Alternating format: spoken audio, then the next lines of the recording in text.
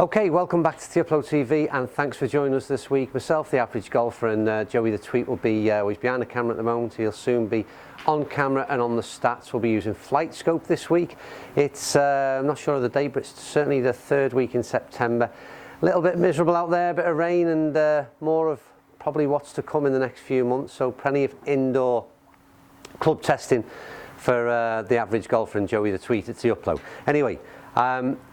After what was a very successful day's worth of testing on the Srixon irons and drivers that they launched a week or so ago, last week the hybrid and fairway woods arrived in terms of some product to test. So we're going to start this morning by looking at the hybrid, and as ever I glance to the club head for a reminder of what it is. So it's a ZH65. It's a 3 hybrid club. And we're going to hit some balls and get the camera changed angle and see if this one performs as positively as the irons and drivers did. Okay, right, we are good to go. So all fitted out. So we've got we've gone for the stiff shaft option in this Miyazaki range, which is what we tested in the drivers last week, and I was certainly more than happy with it in terms of how it sat in my hands. So right, we're on to the so it's ZH65. This is their 3 hybrid, 19 degrees aloft on this club, so pretty standard in that respect. Right, so we'll start as ever with aesthetics, and if you did watch the videos last week from when we looked at the Srixon irons and drivers, you'll know that I was sort of mightily impressed with the way in which they looked, and it continues into the hybrid. Very much a traditional look, and from the crown and what you see sat behind the golf ball, not too compact of a club head. Again, I'd say fairly standard in terms of size for hybrids. It's a high gloss finish, it's very classy to look at, and there's a groove, a channel that is cut behind the club face, which as I've read from Srixon's information is all to do with aiding launch angle. Right, turn it over into the bottom of the club, and again you'll see this introduction of what Srixon have termed the ripple effect, and again all to do very much with the sort of how do we explain this one, Joe? Can you remember? It's like a spring effect. It is like a spring effect. That's exactly what it does, and the club head is sort of retract and then expand and fire that that golf ball out there for you. So it certainly worked in the drivers anyway. Let's see if that does the same into the hybrid. Underneath the club again, it's high gloss and high chrome finish with minimal markings, just the brand or the code name, whatever you want to call it, ZH65. You see very little, and again, to me, very, very classy in its looks. I really like it. Sat behind the ball again, which is another interesting thing. They offer this sort of matte chrome finish, and it seems to just offer up visually a nice, big, decent hitting area. So again, all to do with, well for me anyway, breeding a bit of confidence when you address that golf ball. Right, so that's the, well, as technical as it gets, at least for Upload anyway, the technical side of things. We need to see in terms of performance how this thing does. So it's time to stop talking for a little while and see if we can hit some decent golf balls. Oh, that's a start, Joe.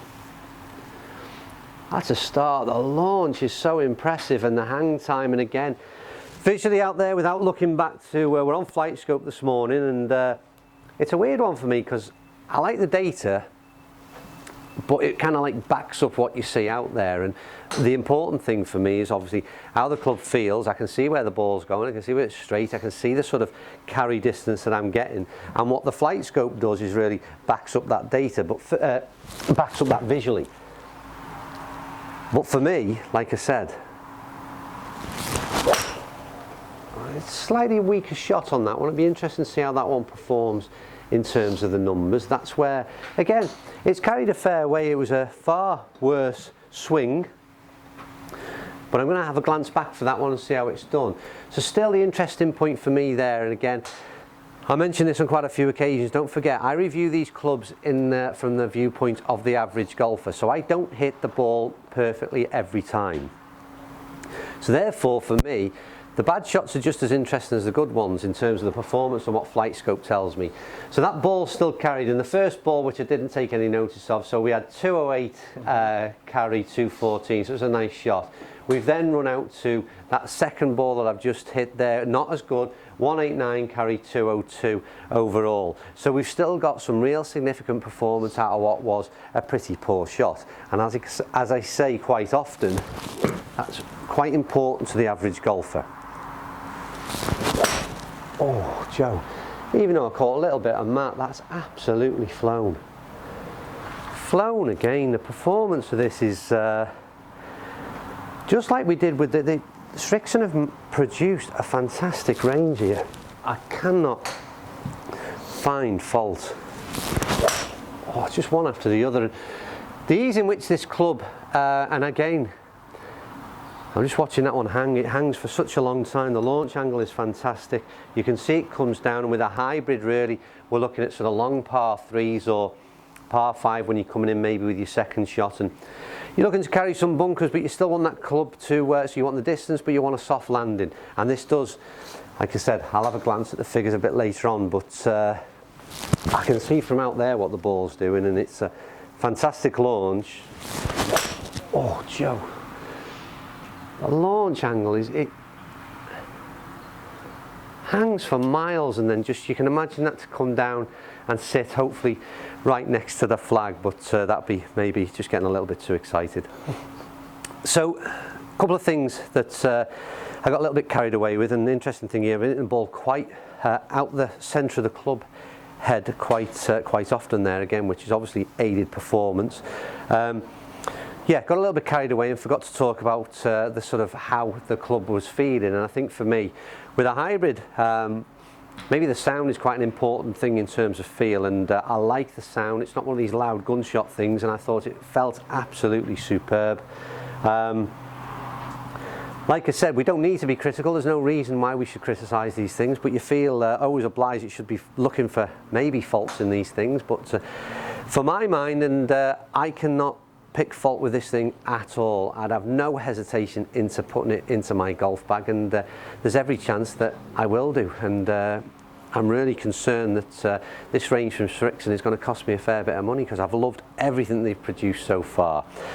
As I say, that's just the opinion of me. The important thing is to get down there and try it yourselves, and try the sort of shaft variations. See how you get on in terms of performance, but certainly gets a thumbs up from the average golfer. I loved every bit of that one.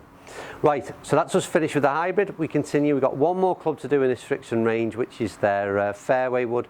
So we'll see if this carries on through right throughout the range, and we give a thumbs up to absolutely everything from the Srixon range from 2016.